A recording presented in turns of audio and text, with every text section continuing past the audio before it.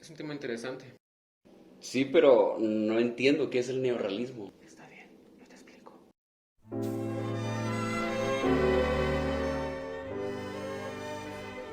El neorrealismo italiano fue un movimiento cinematográfico surgido en Italia durante los años posteriores al fin de la Segunda Guerra Mundial, gracias a la caída del régimen fascista y de Mussolini.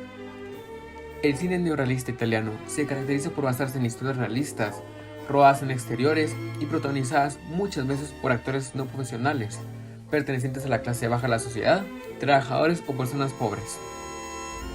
Las películas neorrealistas venían a mostrar los cambios en la sociedad italiana, de la posguerra donde la pobreza y la precariedad estaban más que presentes. Entre los principales exponentes de esta corriente tenemos a los directores Roberto Rossellini, Luchino Visconti, Vittorio De Sica, Giuseppe De Santis y el guionista Cesare Savantini. Esta corriente cinematográfica, a pesar de ser italiana, tuvo un enorme impacto en otros países.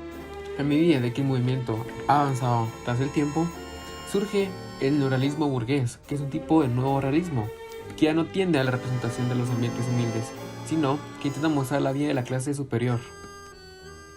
A medida que este movimiento iba evolucionando, se pensó que a su máxima expresión, debería representar simplemente la crónica de lo cotidiano, el relato de la vida habitual de un hombre reconstruyendo su jornada.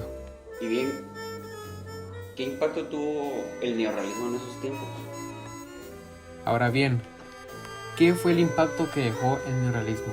Como todos sabemos, este cine abordó el drama de la guerra, por lo que el objetivo de su movimiento era transmitir tragedias o problemas que sufría la gente en ese entonces, contado de una forma artística o una forma real para que la gente viera lo que sufrían y lo que pasaban en ese entonces. A la hora de grabar estas películas o proyectos había mucho movimiento de la cámara, a manera documental, porque quería dar ese sentimiento real, e incluso habían tomas fuera de foco. También se pensaron utilizar las tomas largas, los actores naturales como se comentó antes, la iluminación natural y el resto de recursos que lo caracterizaron fueron las maneras de plasmar y aceptar la dura realidad de la posguerra. Aparecen también dos nuevos tipos de personajes, la mujer y el niño, que tienen el objetivo de tener una postura vulnerable, una postura donde la gente pueda ver lo que sufrían y cómo lo sufrían en esos tiempos de la guerra. Ok, ya entiendo. Serían sobre problemas reales que abarcan sentimientos más humanos, desde un punto de vista más real. Correcto. El realismo en la actualidad se quedó en el pasado.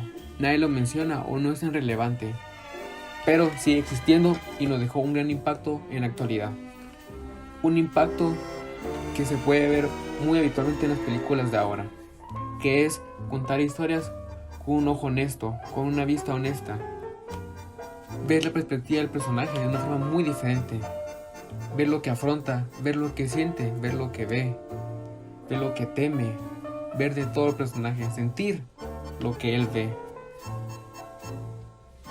En pocas palabras, el neorrealismo quiso dejar en el cine una forma de ver a la persona y situaciones de una forma humana, una forma donde nos podamos identificar o podamos empatizar con los personajes y lo que afrontan en la historia. El neorrealismo quiere que veamos la realidad con un ojo honesto, pero no cualquier tipo de realidad, una realidad también espiritual, la realidad metafísica, todo lo que el hombre tiene dentro de sí y lo que quiere mostrar. Ahora, unos ejemplos del neorrealismo actual sería, por ejemplo, Minari, de una familia coreana que en búsqueda del sueño americano, y en esa búsqueda se topan muchos problemas con el país, con su granja, y es una historia contada en una situación real con un ojo honesto. O también podría entrar Nomadland, que es de una estadounidense que de tercera edad, que ya se jubila y no tiene ningún sentido por qué trabajar o estar en el lugar donde vivía. Entonces decide mudarse como al lado del sur de Estados Unidos en su camioneta y va en viaje en búsqueda de un hogar, de una forma de vivir y de cómo sobrevivir. ¿Entendiste? Ok, entonces otro ejemplo podría ser el de Rocky, que es un símbolo de la vida misma, acerca de la lucha, la perseverancia y el confrontamiento personal. Correcto. Ok, entonces, y otro ejemplo también podría ser el de Daniel Blake. Ya le agarraste la onda.